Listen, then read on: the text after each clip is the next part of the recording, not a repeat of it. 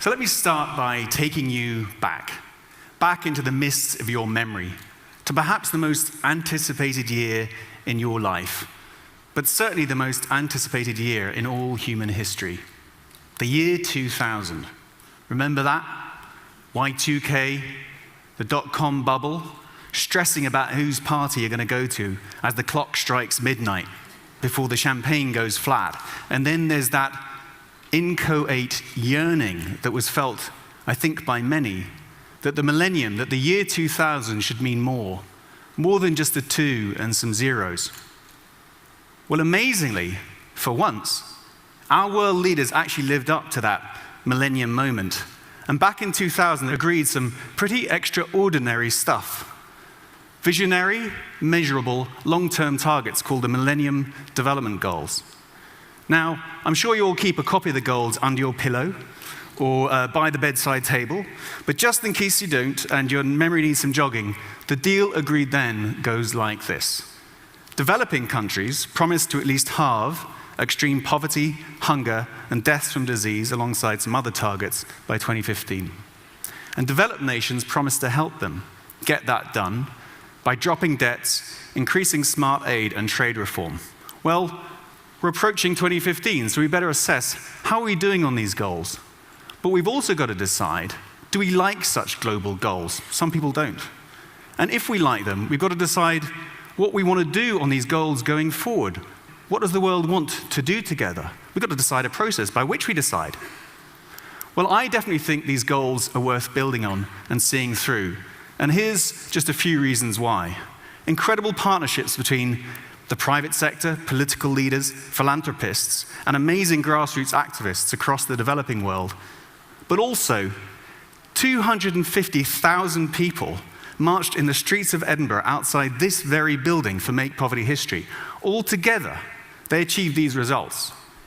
Increased the number of people on antiretrovirals, life-saving anti-AIDS drugs, nearly halved deaths from malaria, vaccinated so many that 5.4 million lives will be saved. And combined, this is going to result in 2 million fewer children dying every year last year than in the year 2000. That's 5,000 fewer kids dying every day, 10 times you lot not dead every day because of all of these partnerships.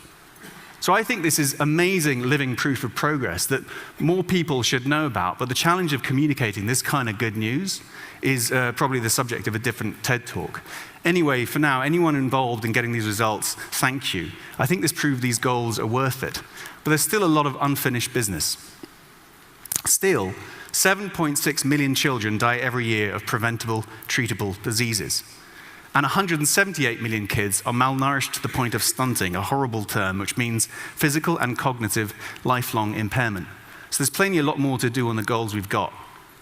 But then a lot of people think there were things that should have been in the original package that weren't agreed back then that should now be included, like sustainable development targets, natural resource governance targets, access to opportunity, to knowledge, equity, fighting corruption. All of this is measurable and could be in the new goals.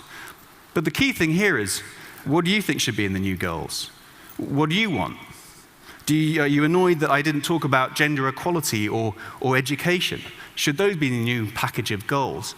And quite frankly, that's a good question, but there's going to be some tough trade-offs and choices here. So you want to hope that the process by which the world decides these new goals is going to be legitimate, right? Well, as we gather here in Edinburgh, technocrats appointed by the UN and certain governments with the best intentions are busying themselves designing a new package of goals. And currently, they're doing that through pretty much the same old late 20th century top-down, elite-closed process. But of course, since then, the web and mobile telephony, along with ubiquitous reality TV formats, have spread all around the world. So what we'd like to propose is that we use them to involve people from all around the world in an historic first, the world's first truly global poll and consultation, where everyone, everywhere, has an equal voice for the very first time. I mean, wouldn't it be a huge historic missed opportunity not to do this, given that we can. There's hundreds of billions of your aid dollars at stake, tens of millions of lives or deaths at stake. And I'd argue the security and future of you and your family is also at stake. So if you're with me, I'd say there's 3 essential steps in this crowdsourcing campaign: collecting, connecting, and committing. So first of all, we've got to ground this campaign in core polling data. Let's go into every country that will let us in, ask 1,001 people what they want the new goals to be, making special efforts to reach the poorest, those without access to modern technology. And let's make sure that their views are at the center of the goals going forward.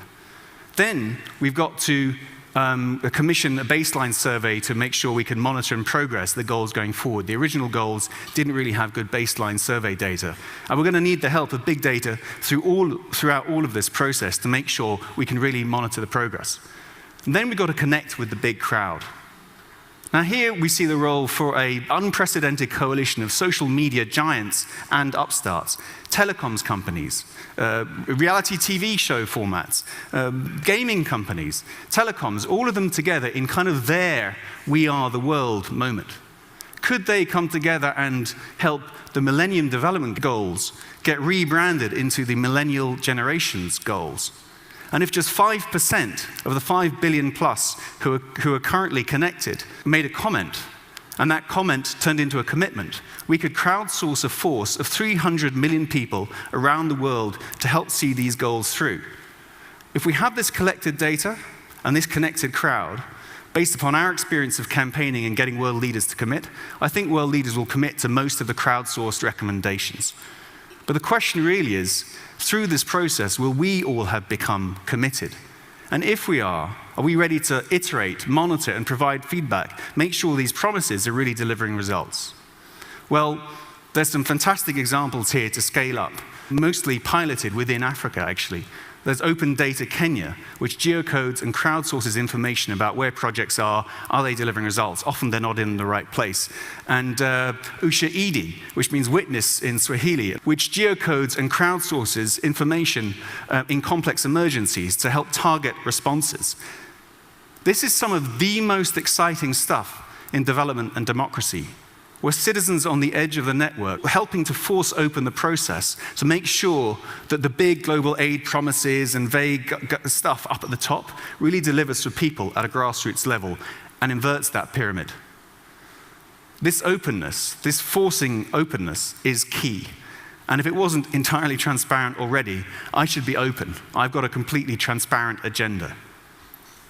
Long-term trends suggest that this century is going to be a tough place to live, with population increases, consumption patterns increasing, and conflict over scarce natural resources. And look at the state of global politics today. Look at the Rio Earth Summit that happened just last week, or the Mexican G20, also last week. Both, if we're honest, a bust. Our world leaders, our global politics currently can't get it done. They need our help. They need the cavalry, and the cavalry is not going to come from Mars, it's got to come from us. And I see this process of deciding democratically, in a bottom-up fashion, what the world wants to work on together as one vital means by which we can crowdsource the force to really build that constituency that's going to reinvigorate global governance in the 21st century.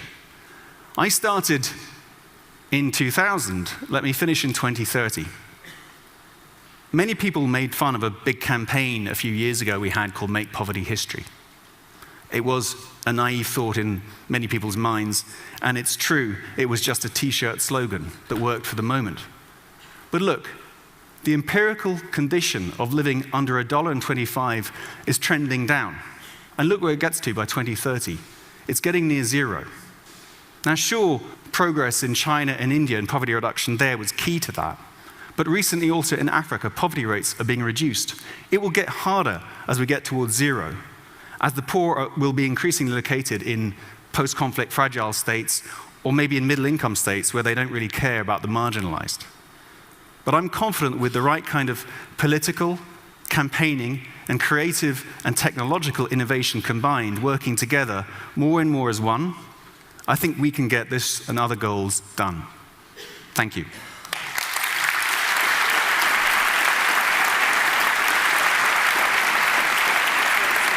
Jimmy, here's the puzzle to me. If there was an incident today where 100 kids died in some tragedy, or where, say, 100 kids were kidnapped and then rescued by special forces, I mean, it would be all over the news for a week, right? You just put up, just as one of your numbers there, that 5,000, is that the number? 5,000 fewer children dying every day. I mean, it dwarfs everything that is actually on our news agenda, and it's invisible. This must drive you crazy. It does. And we're having a huge debate in this country about aid levels, for example. And aid alone is not the whole solution. Nobody thinks it is. But, you know, if people saw the results of this smart aid, I mean, they'd be going crazy for it. I wish the 250,000 people who really did march outside this very building knew these results. Right now, they don't. And it would be great to find a way to better communicate it, because we have not, creatively, we've failed to communicate this success so far. If those kinds of efforts just could multiply their voice and amplify it at the key moments, I know for a fact we'd get better policy. The Mexican G20 need not have been a bust. Rio, if anyone cares about the environment, need not have been a bust, okay? These conferences are going on, and I know people get skeptical and cynical about the big global summits and the promises and they're never being kept. But actually, the bits that are making a difference, and what the politicians need is more permission from the public. But you haven't fully worked out the web mechanisms, etc., by which this might happen. I mean, if the people here who've had experience using open platforms, you're interested to talk with them this week and try and take this forward? Absolutely. All right, well, I must say, if this conference led in some way to advancing that idea, that's a huge idea, and if you carry that forward, that is really awesome. So With thank all you. your help. Thank you. Thank you.